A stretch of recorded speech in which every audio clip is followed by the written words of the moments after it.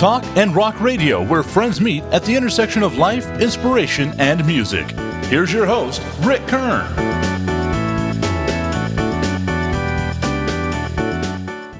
You know you make me wanna shout, throw my hand up and kick my heels back and throw my head back and come on now, don't forget to say you will.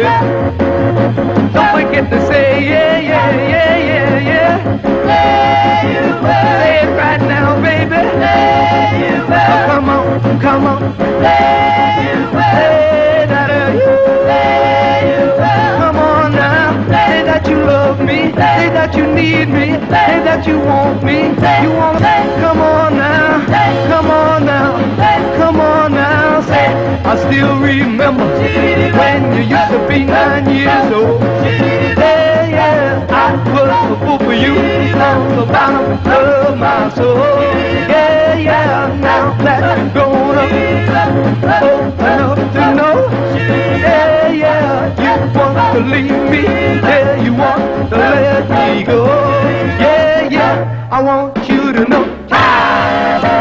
I said I want you to know right now, you've been good to me, baby, better than I've been to myself.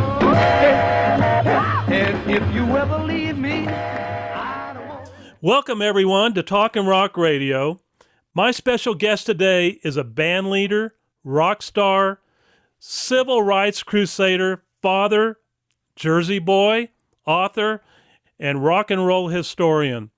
Welcome from Clearwater, Florida, my new buddy, Joey Dee. How you doing, man? I'm doing fine, Rick. I feel like we've been friends for hours.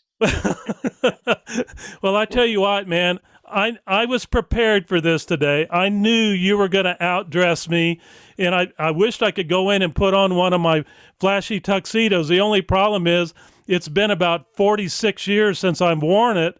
When I was in the band business, so I know it would not fit me again. So you're going to be the star today. Well, thank you. I'm old school, Rick, and you remember the old days. All the groups, the Drifters, the Coasters, we all would have a contest, not just vocally. We have a dress contest as well. And if you didn't wear a suit and tie and look better than the audience, you didn't belong on stage, in our opinion. Yeah. And I was very, very, very lucky to work with all of these great people who were idols of mine. You know, what you're saying rings so true to me, Joey, because back in those days, you know, we would dress up to do our shows. You know, we had yellow tuxes, we had powder blue tuxes, we had jumpsuits, we had all kinds of stuff that we would wear, but the bands always looked the same. They always looked good. They, you know, anymore when you see concerts, you don't really see the bands dressing up like they used to. And you know, it's not the same unless you're going to a headliner show in Las Vegas or something, then you're going to see the real deal. But it's not like it used to be in the old days. Well, up through the about 1965, we're all dressing. I still do it even to this day in all the gigs I do. But I think Woodstock killed it. They look like street people, man. They didn't care about what they looked like. Some of them sounded okay. Some sounded great. I wasn't enamored with their music. I was more an R&B guy. So I like the Motown. I like Frankie Valli and the Four Seasons. I like the Bee Gees. And that's my kind of music. Well, of course, one of those guys that you're naming off there was also in your band, and he made a pretty good show at Woodstock, and that was Jimi Hendrix. Jimmy and I had so much fun together, and people got to get the book. It's called Peppermint Twist Chronicles. You can go to Amazon and get it. You can go to joeydee.com and get it on my website. And it's a microcosm of the early 1960s. We had the Vietnam War going on. We had the advent of the birth control pill. So prior to that, we were always having to be the person who would lead to try to make the date with the girls. When after the pill came out, now the girls got very bold and they would ask guys for dates. So it was pretty cool. But with the Vietnam War, that was a terrible situation. And but I had the proudest thing I ever did, Rick, in my career, as far as I'm concerned, is I had the first rock and roll doo-wop group that was integrated, and we had a #1 hit record, the Peppermint Twist. And I had some offers to work down south, and I turned them down because they wanted me to change the colors. And I said, no, we're a band and we're going to stay a band. And they called me back. And for those of you all out there that don't know what year that was 1961 when all that took place. We had the situation, back in the late 50s. I grew up in Passaic, New Jersey, a block away from where two of the Shirelles lived. We didn't have any problems with racism.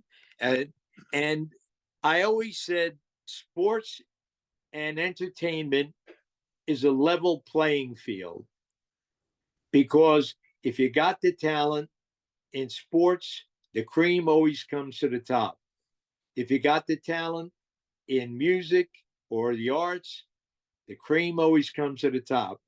I had the good fortune of growing up 8 miles from New York City. So I had the best musicians, the best singers, I put together a group called the Young Rascals. They were in all different groups. Gene Cornish, well, 3 of the 4 of them, Felix Cavalieri and Eddie Brigatti. But I knew Dino. He was with a group called Ronnie Speaks and the Elrods. And then I hired the Ronettes. I mean, I was so lucky and fortunate to be in New York City at that particular time. 1965, I had the world's greatest guitar player, in my opinion, Jimi Hendrix, for a year. When he left my group, he went with Chaz from the Animals, who became his manager, and they went to England. And there's stories in the book about it. You got to get the book. It's really interesting.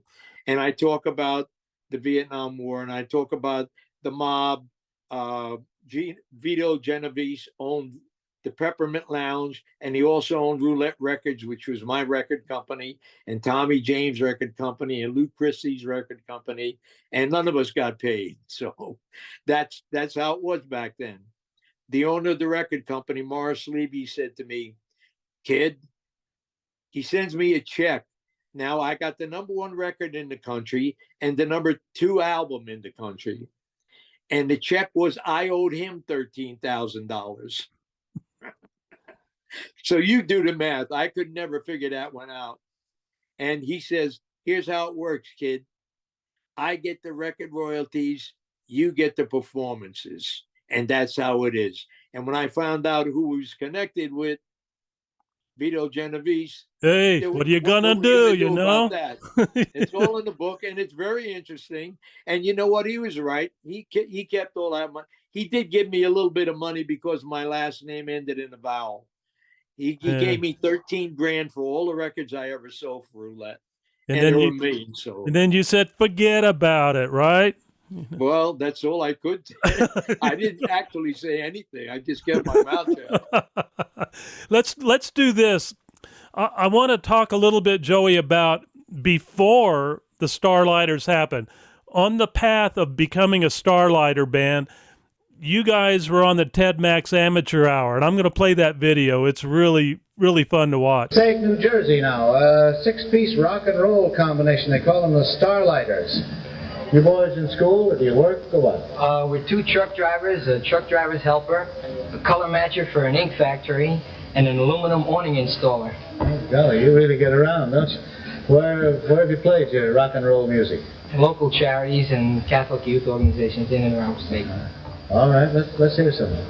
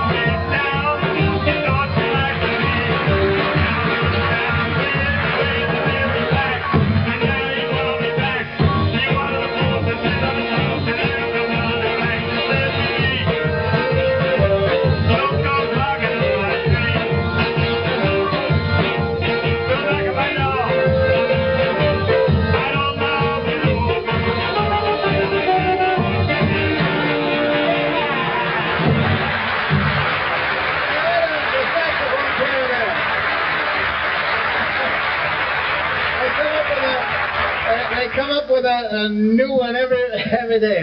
How come? How'd you get the idea of riding on that bass pedal? I was the only one who could fit in the saddle. Well, you fit all right, and you stayed on. Let's talk about that group. 1957 or 8. We're going back 100 years now, Rick. I know, that's all right. Okay. Talk a little bit about that moment, that video. I mean, it's pretty cool. I like how it ends up with you on that double bass. Well, my sister Mary and my brother-in-law Sam, who was my godfather, he sent a letter in to the Ted Mack show to try to get my group on, and lo and behold, they got us a date on the Ted Mack show. So we went on, and I wrote a song just for that show, and I'm playing saxophone at the time, and it was a great experience. Ted Mack was a heck of a nice guy, and we came in second to a 6-year-old kid who sang Danny Boy. So I didn't have a chance. And it was a call-in show, and all the people that would call in would make their votes, and we got the second amount of votes. And this little kid, 6 years old, he won the contest. But it was cool, and meeting Ted Mack was a great thing, and it was the start of our career, really. Now, nobody from that group, though, was a member of the Starlighters, were they? Not the group that made the records, right? No, except for the drummer was with us for a while until his father said, "You got to get a real job," and he became an attorney and a captain in the Marine Corps. And he just recently passed away. He was my best friend, Anthony Dutch Shudo, and he's the drummer on the Ted Mack show. And then he left to seek his own career. But none of that group was on any of the records, save Brigatti.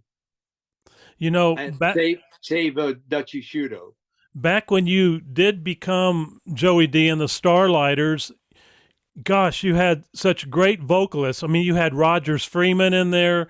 And of course, you already mentioned, Eddie Brigatti, but you had his brother David in there for a while. You even had Frankie Valli's brother, Bobby Valli.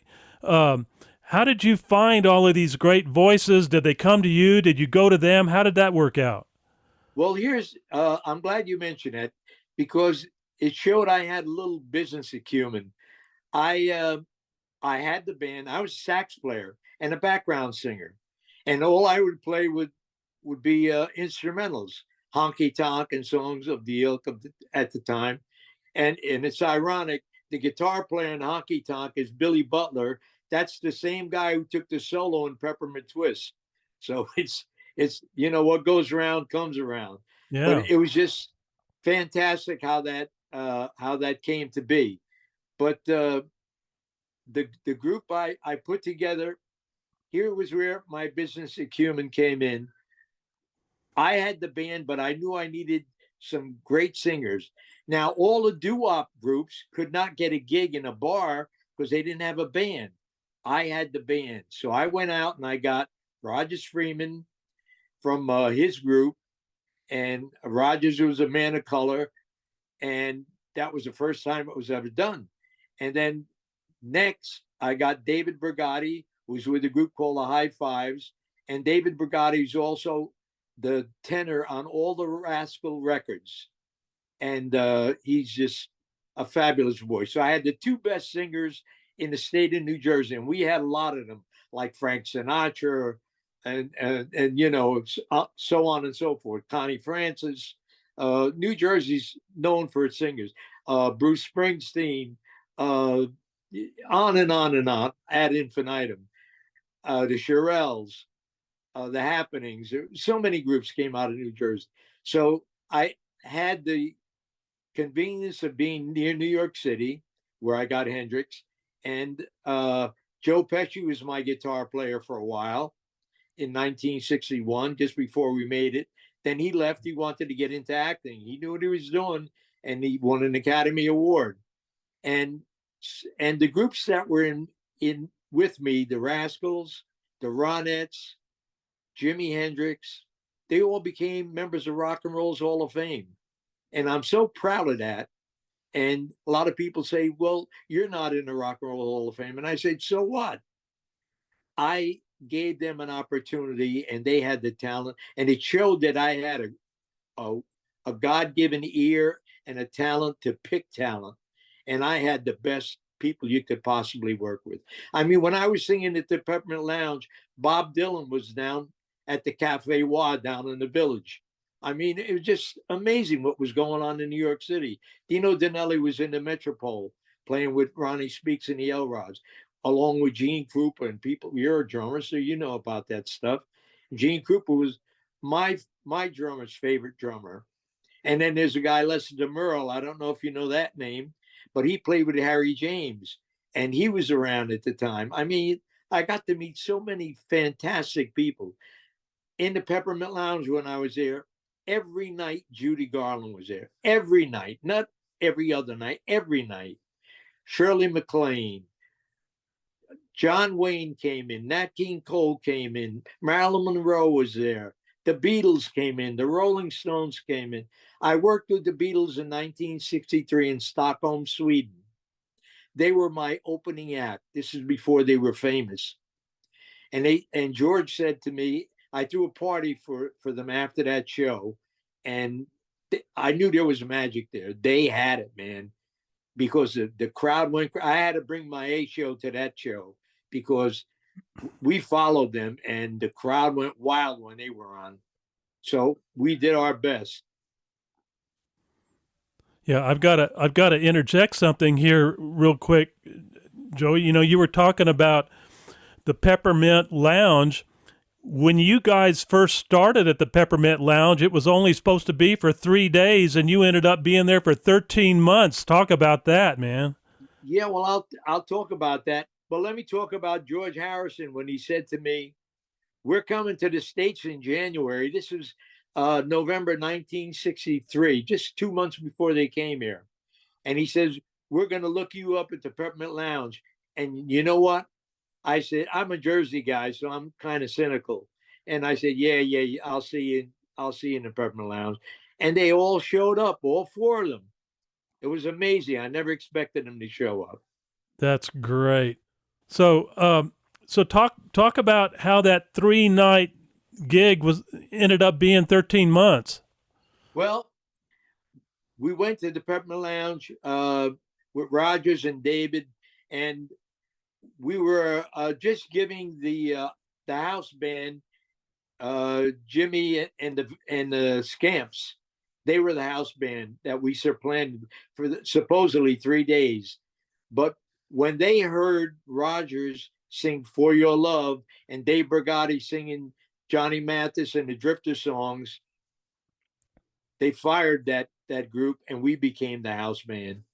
And that's how that came to be, because I knew I had the best singers, and we had contests in the state of New Jersey on the best bands, the best singers.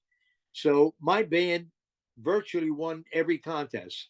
We were number one because I had the good brain to get these wonderful singers, and nobody could beat us. Nobody could beat us. We were number one.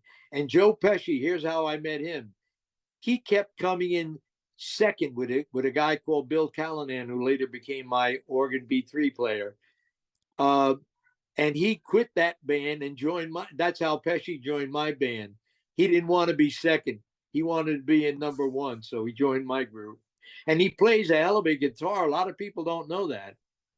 That's really cool. Now, regarding the band, when you had Brigatti in there and when you had Valley in there with you, and the three of you guys, there's some video that I'm going to play parts of in this broadcast that of you guys, and I'm hearing songs that brought back the Four Seasons. Now, were you guys doing "My Eyes Adored You" before Frankie even did it? No. Frankie recorded that song back in 1964, I think. Okay. And I didn't get Brigati and Valley until the year 2000. Oh, okay. All right. Yeah, so this is much later. But the show was a great concept. I figured I had my, What Kind of Love, Mashed Potatoes, and Shout, and Peppermint Twist, of course. And now I had Bobby Valley doing all Frankie's songs. So it was wonderful. And then I had Dave Brigati doing the Rascals songs.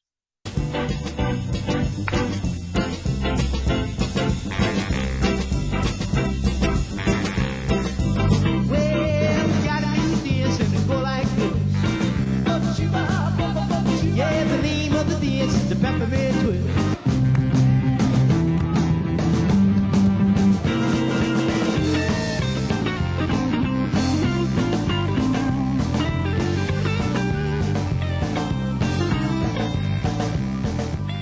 My eyes adore you, though I never laid a hand on you. My eyes adore you.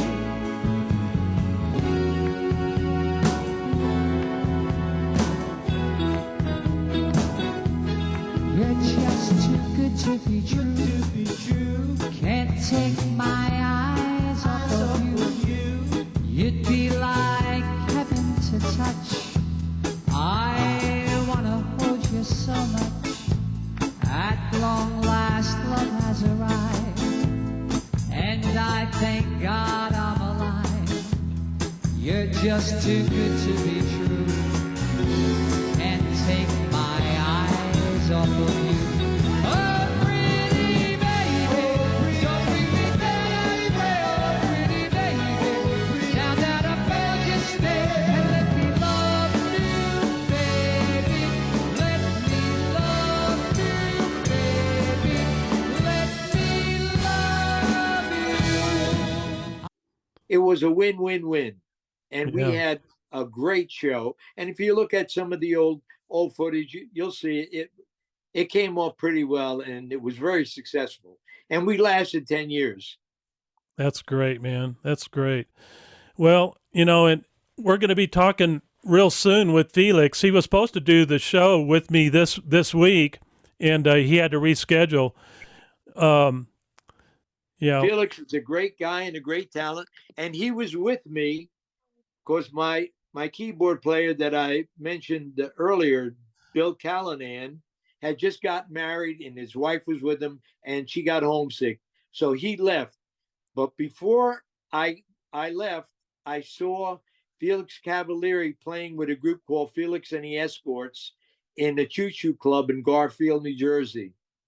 And I said, man, this kid is a hell of a talent. So when I lost Bill, he said, I'm leaving. I got to leave, Joey. And I understood. I said to my manager, get a hold of Felix Cavalieri and fly him out, because I had 8 more weeks to go on a tour in Europe. So he flew Felix out, and he was on the gig where we work with the Beatles. So he got to meet the Beatles there. But we had a lot in common, and Felix is always very condescending and appreciative that I gave him an opportunity, and so did Gene. And it's in the Rock and Roll Hall of Fame. And Eddie Brigati, the first song he ever sang on was, he was like 15 or 16, was What Kind of Love Is This? Song written for me by Johnny Nash. I mean, I was surrounded with these famous people. I mean, if somebody told me that he had Jimi Hendrix in the band, Joe Pesci in the band, put together the Rascals, did the Ronettes, Charles Neville from the Neville Brothers, all in the same group, Roger Freeman, David Brigati, I'd say, get the hell out of here. I wouldn't believe a word of it. I wouldn't believe a word of it. The only thing is, it really happened, because it happened to me. And I was so fortunate. And I had all this low-hanging talent, hanging fruit talent in New York City. I needed a guitar player. So who do I get? Jimi Hendrix. I mean, give me a break, will you? Well, I'm just real curious about something, man. I'm from the West Texas, out here in the desert, man. You're up there where there's water and Italians in great wine. I mean, what's the deal with New Jersey and all the great people like, Bobby Rydell and Frankie Avalon and Anka and all these guys? How come New Jersey's got so much talent up there? How'd that happen? Well, Anka's a Canadian, Yeah, and Bobby Rydell and Avalon, they're from Philly. they're from Philly. Yeah, but that's close enough, But my guys, we had Frank Sinatra, Connie Francis, The Happenings, Joey Dee and the Starlighters, the Shirelles. I mean, we had superstars, Bon Jovi, Bruce Springsteen. I mean, they all came from this. It was the third smallest state when I was growing up until Hawaii became a state. So it's the fourth smallest state. How the hell did we get all of this talent? I mean, from Sinatra to Frankie Valli to Springsteen. I mean, give me a break. I know. And we're all Jersey boys. And you know what? We all respect each other. And Joe Pesci, every year we have dinner together. He never forgot his roots. He's a great guy and a wonderful actor. He could be a comedian like he was in My Cousin Vinny, or he can be a murderer, cutthroat like in Casino, and he's just, and Goodfellas. He's just a hell of a talent, and he knew what he was doing, man. He's just a great talent, and he plays great guitar, like I told you, and he sings well too. Yeah, that's amazing. And I used to be a big fan of Frankie Valli and the Four Lovers before they were the Four Seasons. And I would go to all the bars and watch them sing with Tommy DeVito and Nicky Michoch and Bob Gordy. I'm playing all the local places in Jersey. We were the number one band. So I'm playing a place called Passaic Armory, my hometown. Who comes in? Every week they brought in a star. A group comes in who sang Short Shorts, Royal Teens. Mm-hmm. Who was that? Bob Gaudio. He wrote Short Shorts. So I knew him before he became the Four Seasons. Wow. And it was just fantastic. I've been so blessed, Rick. I can't tell you. All the wonderful people. And I'm still friends with all of these people after all these years. And then I got to meet my heroes, the Flamingos, the Drifters. I'm an R&B guy. And here's how I got to do the Peppermint Twist. I went to this bar to see Pearl Reeves, and it was the clientele was all colored. It was called Ben's Cotton Club in Newark, New Jersey. And Dave Brigatti and I were the only two white boys in the joint. That's what I'll call us. That's what we were. And we were listening to the band, and then the jukebox comes on, and I hear this song, "Come on, baby, let's do the twist." I said, man, that's a great song. And it was Hank Ballard and the Midnighters. And I said, we got to do this in the show. So I put it in the show, brought it to the Peppermint Lounge. Merle Oberon came in and danced to it, the great actress. And that's how the whole thing started. I wrote the Peppermint Twist with Henry Glover from Roulette Records. Well, they got a new dance and it goes like this. Yeah, the name of the dance is the Peppermint Twist. Well, you like it like this, the Peppermint Twist. Yeah, round and round, up and down, round and round, up and down, round and round and up and down, and 1, 2, 3, kick, 1, 2, 3, jump.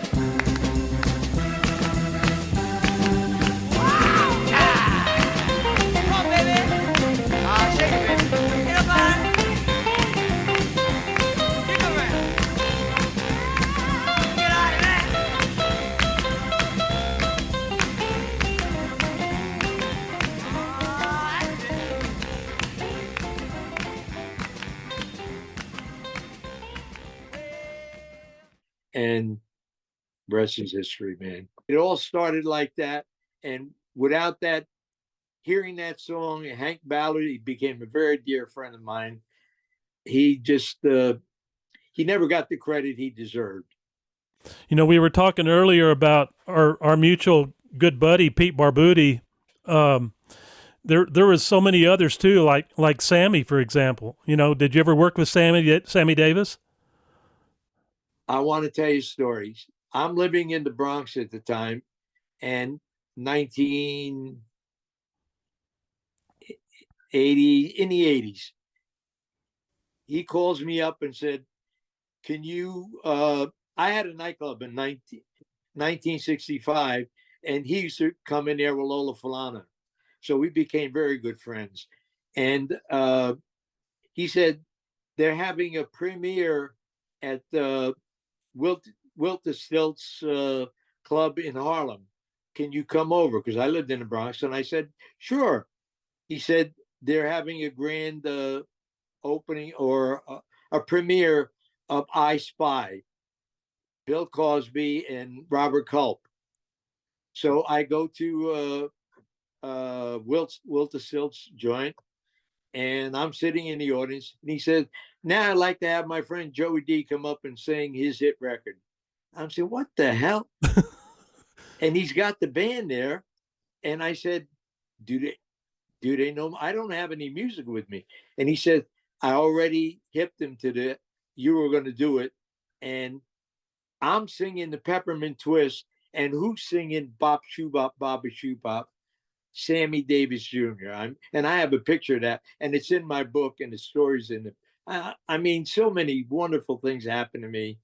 The Beatles opened for Joey Dee. Yeah, sure. Get the hell out of here. I don't believe a word of it. Sammy Davis sang background for Joey Dee. Yeah. And you danced with Judy Garland. Yeah, sure. Okay. Sammy Davis was so cool. We, my wife and I, when we were traveling on the road with one of my groups, we saw Sammy, and I think it was in Phoenix at the theater in the Round there. And I met his drummer in between I think it was right before the show started. His name was Shorty. And the reason why his name was Shorty is because one of his legs was shorter than the other. But it didn't affect his drum playing. I tell you what, the guy he was killer, man. He was really good. Yeah. Of course, Sammy was a good drummer too. He played drums also. Yeah. Well, I'll tell you, Dino Danelli just passed away from the Rascals, a good friend of mine, and he one was of the a best. hell of a drummer. A lot of people don't know how good he really was. He was in Downbeat a few times. He was so animated, Yeah, exactly. And he got a lot of that from my drummer, Willie Davis, who was an idol of his.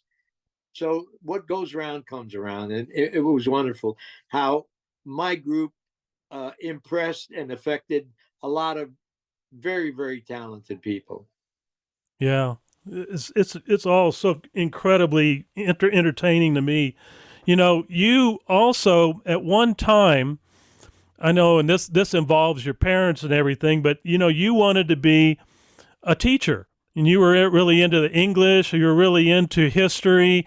But what's interesting about your book, Joey, is that you got to cover it all, man. You wrote it in English, and it's all about history of music, man. And it's a great read. I know you talked about it earlier, but I got to encourage everybody to get this. If you want to read about how it was for these guys back in the day, working with all these great names and just the historical reference that you make throughout the whole book, how it was being, interracial, the tensions, the stories, the fights, everything that took place for this guy. And the mob and the FBI. And we were a microcosm, not just the music of what was going on in early 1960s. From 1960 to about 1960, till the advent of the British invasion, 1964, because we had it covered. We had it lock, stock, and barrel. It was all ours. New York City was the mecca of music, without a doubt. Without relinquishing too much information about the book, Joey, talk briefly about one of your references about one of your Italian brothers up 24 or up 20 stories in that building about the contract. Well, the same story that Tommy James tells in his book, which was a bestseller. And he was with Roulette Records, and he knew the same story. And I knew the guy who hung the guy out the window.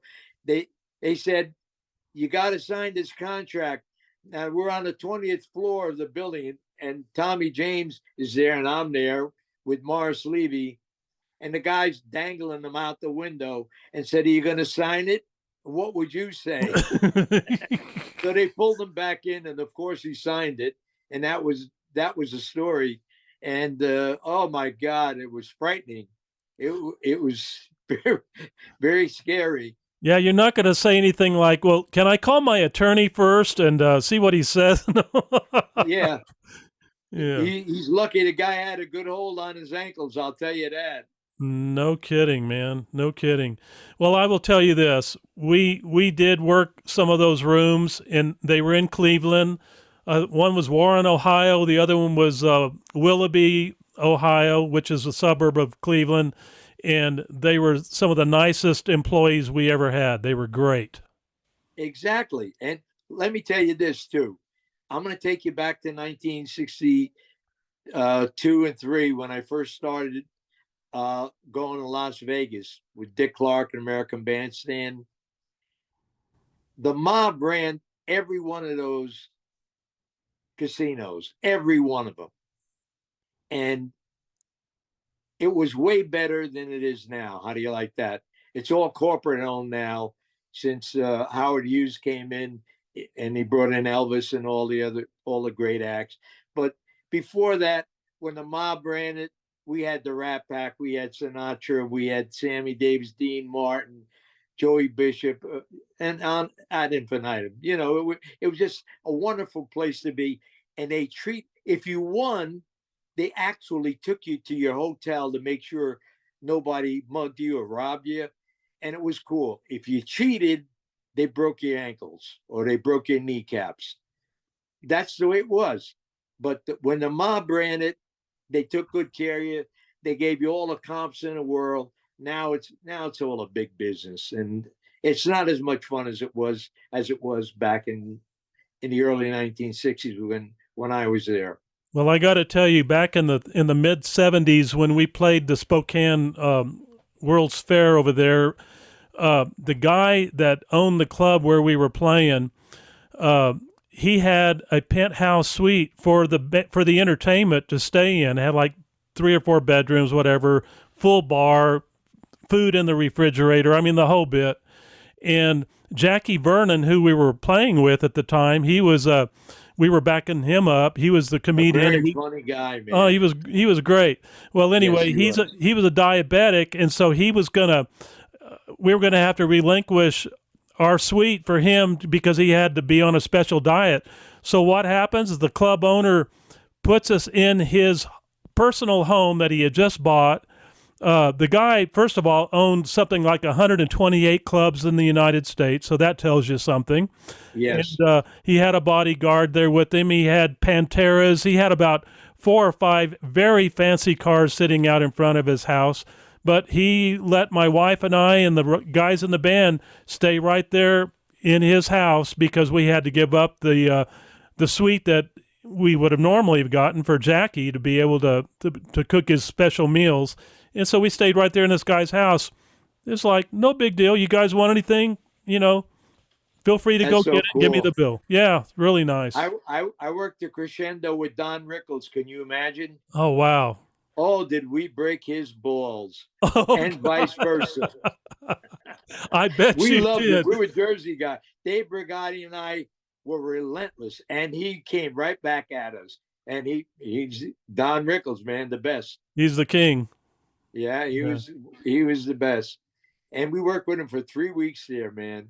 And we made so much fun of him and vice versa. It was a great, great time for us.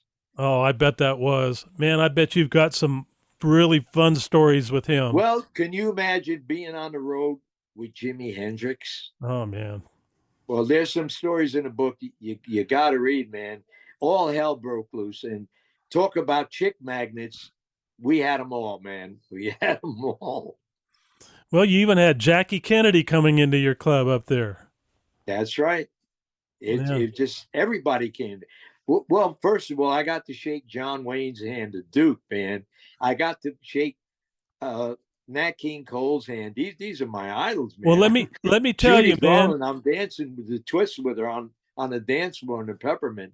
Nat King Cole came to the La Fiesta Theater in Juarez, Mexico, back when I was probably in my teens. It's going to be probably in the 60s, 63, something like that.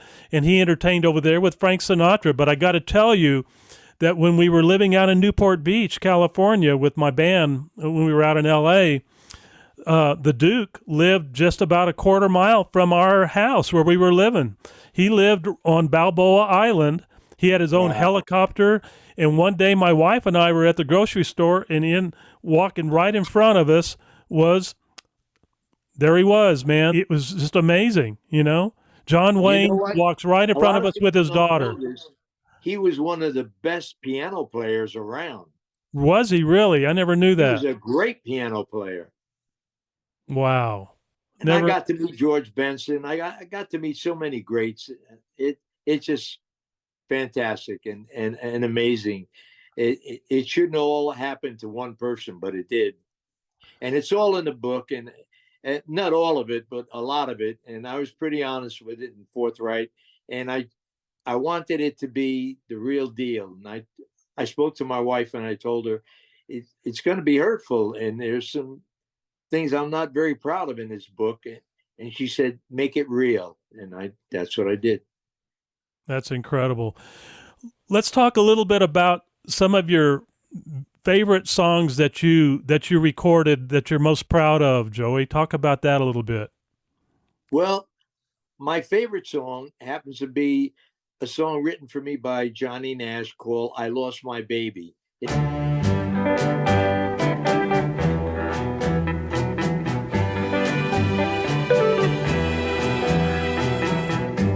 I can't help it if I walk like this, and I can't help it if I talk like this. I can't help it if the sun don't shine. I'm just about to lose my mind. I lost my baby. I lost my baby. She left me all alone.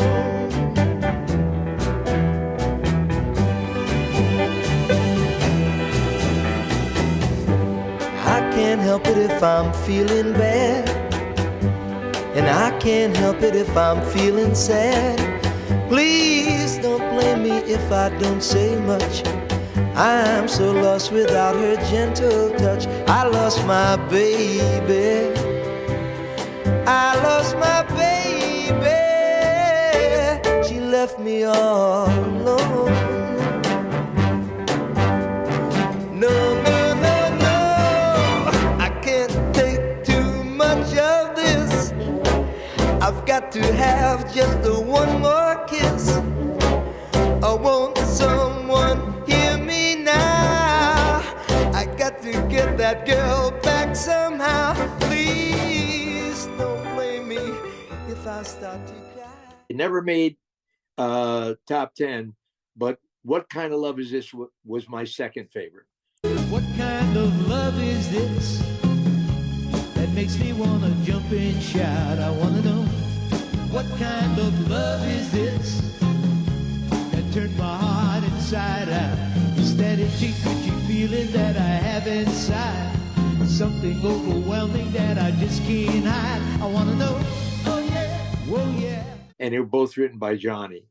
Peppermint Twist was a little story about the Peppermint Lounge that Henry Glover and I wrote in about 2 hours in the back of the Peppermint Lounge one Sunday afternoon in September of 1961. And that was it. And then I loved New Orleans, all the music from New Orleans, from Fats Domino to Lee Dorsey to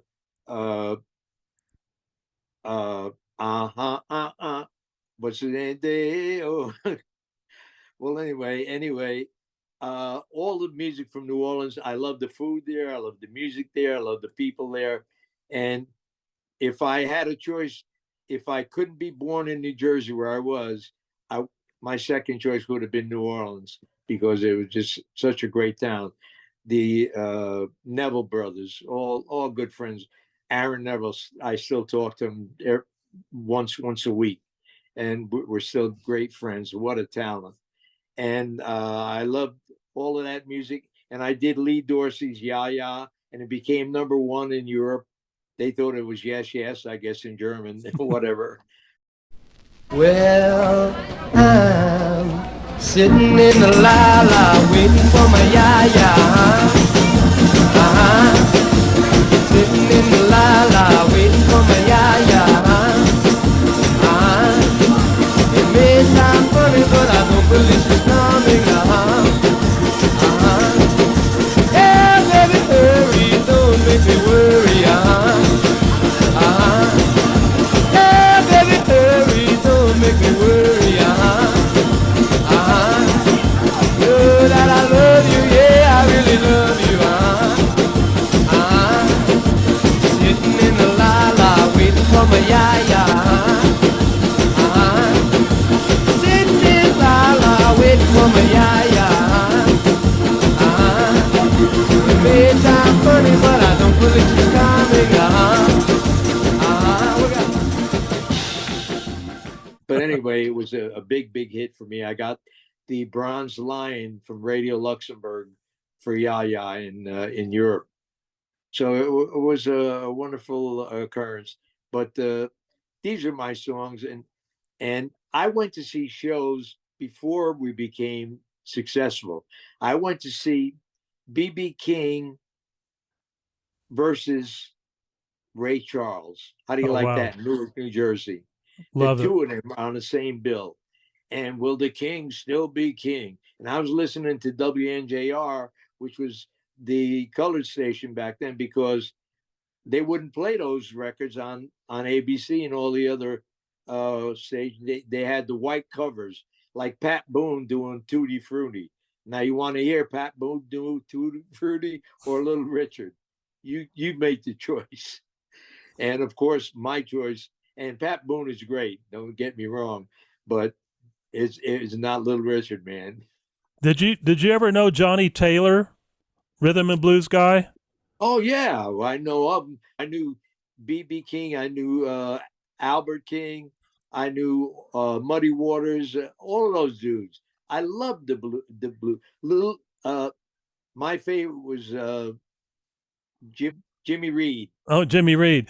We were playing at a club at a hotel here in El Paso, and this is in around 69, 70, somewhere in there. Johnny Taylor was coming through town. He was staying at the hotel. He walks into the club. He sees my band, and on the break, he invited the keyboard player, Dick Greco, another Italian guy, and myself to go on the road with him. He wanted to hire us right from the band. He says, "You want to go on the road with me?"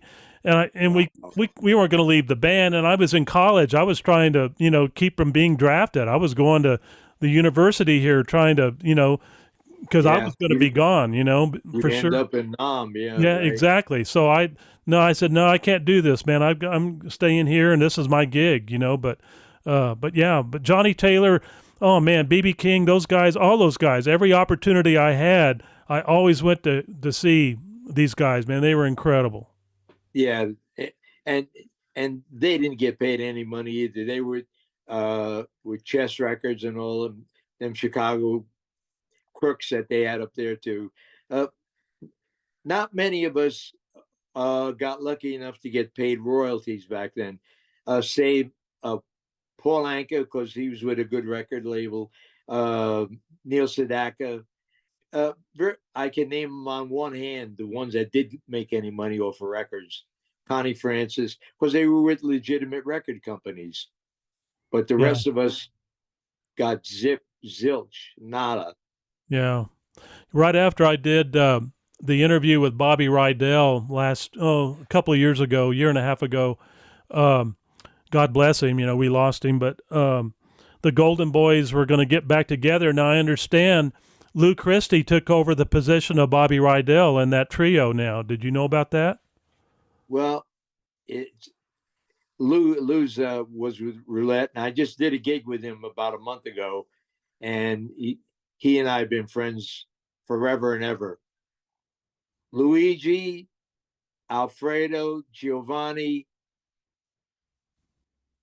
Did you know that? That's his real name? I did not know that.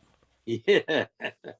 That's cool. Well, I need you to hook me up with him and Paul Schaefer. I want to do shows with both of those guys. Well, you can get. I'll get you both of those names. I'll have my girl Renee get the numbers to you. Okay, Rick. That'd be great. It'd be a great interview, and what a talent.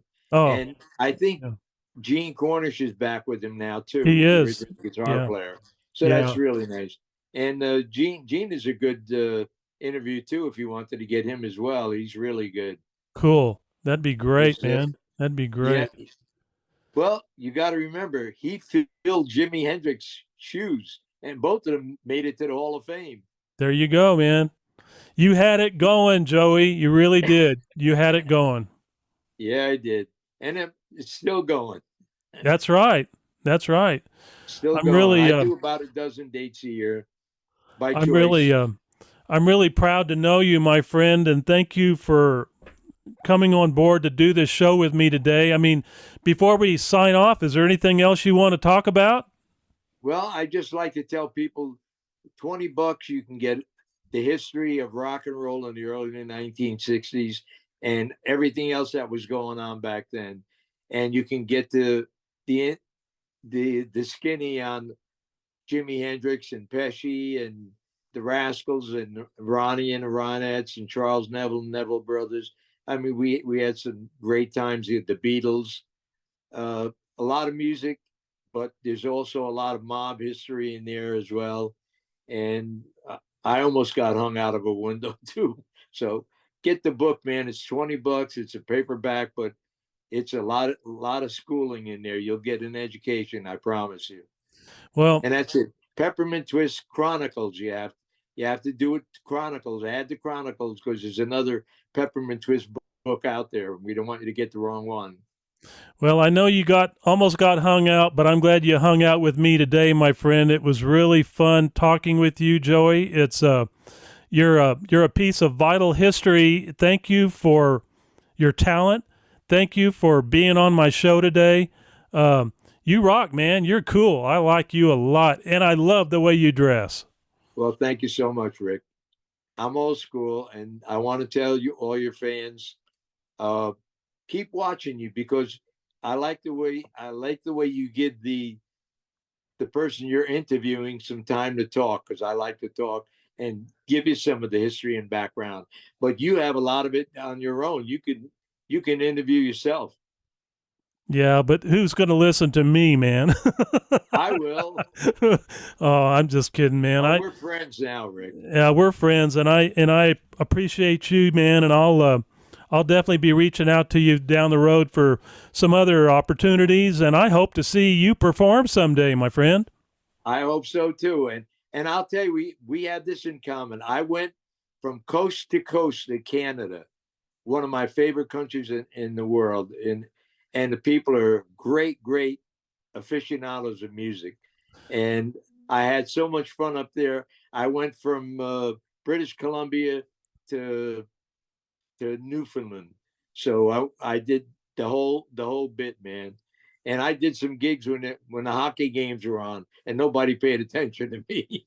The first hockey game but I got paid anyway. The only hockey game we ever saw was the Regina Pats, and I don't remember the other team. But as the saying goes, I went to a fight and saw a hockey game. You saw a hockey game break out, yeah. Yeah, that was a lot of fun. We had a great time up in Canada. You're right about the people up there. We loved Canadians. In fact, when we were up there long enough, my wife, even when we got back to the States, she's even talking like a Canadian. She's saying like, biscuit instead of biscuits and A. And I have I'm a numismatist. I collect coins, and I have a great Canadian collection of coins that I collected when I was there, and they go back to the 1850s and 60s. Wow, cool. Yeah, I have a real nice collection of Canadian coins and U.S. coins as well. Yeah, very cool. All right, Well, good talking to you, Rick. You take care of yourself. It was a real pleasure, and I'm glad we finally got to get on. I don't know how the hell you worked it out, but you did it, man. Maybe you should become a nerd. Maybe you are a nerd. I'm already a nerd. And you could fix things. Thank you, Joey. Tell It's been a Felix I real said pleasure. Hi to your wife, I said hi, and it was great talking to you. I will, Joey. Thank you so much for your time. This has been an absolute gas, and let's stay in touch, my friend. Please do so. All right. Take care now. Take care, buddy. Bye-bye.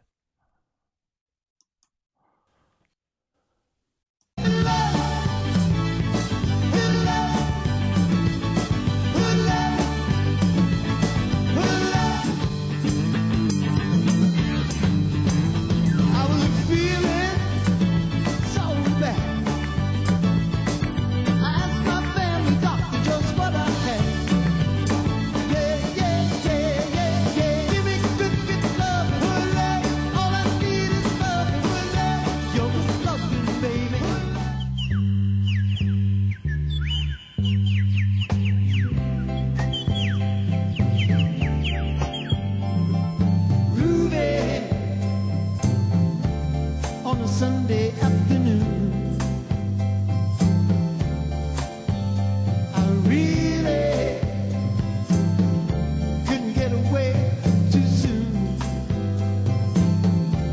It's a beautiful morning. I think I'll go outside for a while. Yes, smile. Oh, oh, oh, oh. How can I be sure in a world that's constantly changing? How can I be sure? I'll be sure with you.